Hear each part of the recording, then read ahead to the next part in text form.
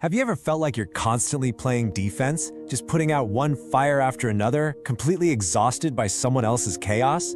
Well, what if I told you the key isn't to get better at reacting, but to see their moves before they even make them? That's what we're talking about today. Think about that for a second. We're all wired to react, right? To solve the immediate problem. But that's the trap.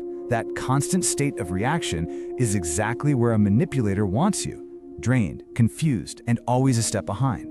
The real way to win this game is to just stop playing by their rules. It's not about having a clever comeback, it's about making their next move so predictable that it becomes, well, powerless. So to really get a handle on this, we're going to break it down into 6 parts. We'll start with why anticipation beats reaction. Then, we'll define the shield itself. After that, we'll get into the 3 steps to build it, the psychology of why it's so powerful, and a playbook you can actually use. And we'll finish up by showing you how to know their script better than they do. Okay, let's dive into this first, really crucial idea. The entire foundation of a manipulator's control hinges on one single thing, keeping you locked in a cycle of just reacting. Every single outburst, every sudden crisis, every confusing comment, it's all designed to grab your focus and drain your energy so you never get a chance to see the bigger picture. You know, the brilliance of this is its simplicity. Their actions, the insults, the silent treatment, the gaslighting, those are just the tools they use. Their real weapon is the element of surprise. They create this environment of chaos so you can never get your balance, making you believe that every incident is just random and totally separate. But it's not. By keeping you surprised, they keep you from seeing the system behind all the madness. And as long as you can't see the system, you can't escape it. So if their power comes from chaos and surprise, our defense has to be built on the exact opposite. Clarity and predictability. And that brings us to the core of this whole explainer, pattern recognition shielding, or PRS for short. Now this isn't just a tactic, it's a complete shift in how you think. Let's unpack that for a minute. Advanced cognitive skill. That just means it's something you learn and practice, like building a muscle. And the goal is to disarm the manipulation, not by fighting it, but by spotting its predictable, recurring sequence. See, the moment something becomes predictable, it loses its power to shock and confuse you. You stop being a character in their drama, and you become an observer of their pattern. And this right here shows you the whole conflict in a nutshell. The manipulator needs that fog of ambiguity to operate. PRS cuts right through it with clarity. They create chaos to keep you off balance. PRS searches for the pattern inside that chaos. And they absolutely rely on surprise to get an emotional reaction out of you. PRS gives you the incredible power of predictability, which lets you have a logical, calm response instead. It's the perfect antidote. Every single one of their goals gets shut down by the shield. So here's the big insight, the thing you have to really let sink in. What you're experiencing is not random. It's a system.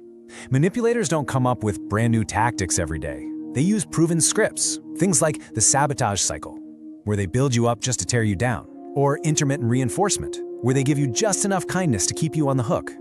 And they repeat these scripts for one simple reason: they work. They get them the reaction, the emotional supply that they crave. But a script, once you learn it, is completely predictable. Okay, so we've got the theory down. Now let's get to the most important part, the practical, step-by-step process for actually building your shield. This isn't some abstract idea, it's a concrete mechanism with 3 very clear stages. These are the 3 pillars of pattern recognition shielding. First, you basically become a researcher, just collecting data. Second, you analyze that data and you give the pattern a name. You label the script. And third, you use that knowledge to decide on your response way ahead of time. Let's break each of those down. Now this first step requires a huge mental shift. You have to try and detach from the emotional pain of the what they said, what they did. That's the bait. Instead, you become a neutral observer, kind of like a detective in your own life. Get a private journal and start logging the how and the when. When do these things happen? Is it always right before a big day for you? Is it when you try to be independent? How does it unfold? What's the trigger? What's their action? And what's the usual aftermath? You're looking for the sequence of events, not just the single event itself. This is the moment where the power dynamic really truly starts to flip. Once you have your data, you'll start to see the pattern, and then you give it a name. You could call it something like the pre-holiday meltdown or the guilt trip maneuver. Honestly, the name itself isn't as important as the act of naming it.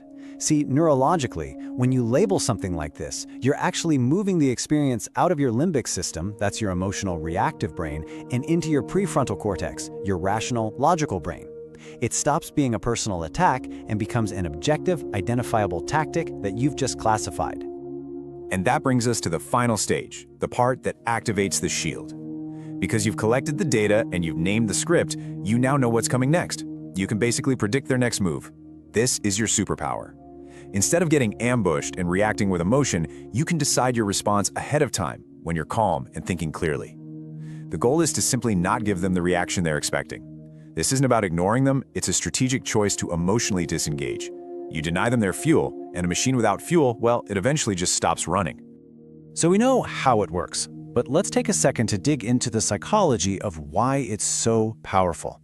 Understanding what's going on in your head and theirs is what makes this shield practically unbreakable. So what is it? What's the deep internal shift that actually snaps the chain of abuse?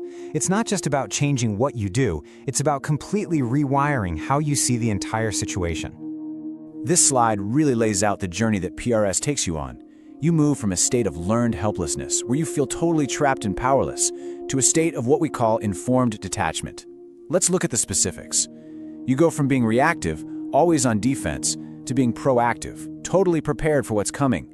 You shift from being confused and lost in their fog to being aware of the game being played.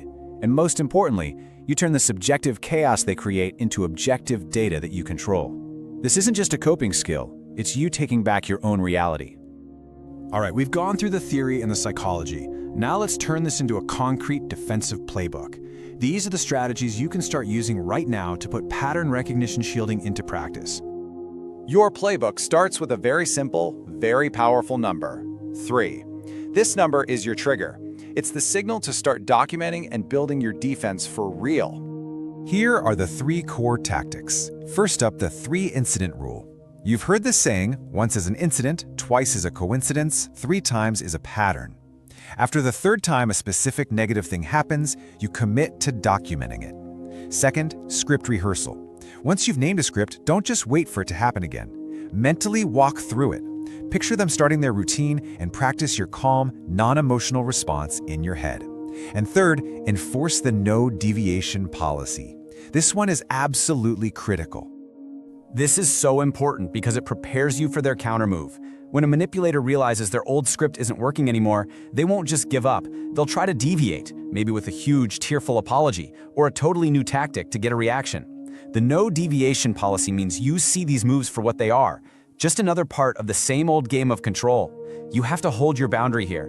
You refuse to get pulled back into the chaos, no matter what new mask they decide to wear. And that brings us to our final section. Mastering this skill isn't just about playing defense, it's about empowerment. It is the path to getting your mental and emotional freedom back by completely changing the rules of the game. If you only take one single thing away from all of this, please let it be this. The chaos, the drama, the confusion, that is all a performance. It's a mask, and it's designed to hide the predictable, systematic machine that's running underneath. The second you stop looking at the mask and you start tracing the pattern, the whole illusion just falls apart. You see the abuse for what it really is, a predictable and therefore manageable system. And that's the ultimate truth, isn't it? Pattern recognition shielding is the skill that stops manipulators because it exposes their system. Just remember how it works. Data collection lets you see the sequence. Naming the script turns an emotional wound into an objective fact. That then triggers your predictive non-response, which starves the abuser of the emotional supply they need so badly. By turning their chaotic performance into a predictable script, you create a state of informed detachment for yourself. You break the loop, and you stop being a victim the very moment you know the script better than the actor performing it. And that is where your real power lies.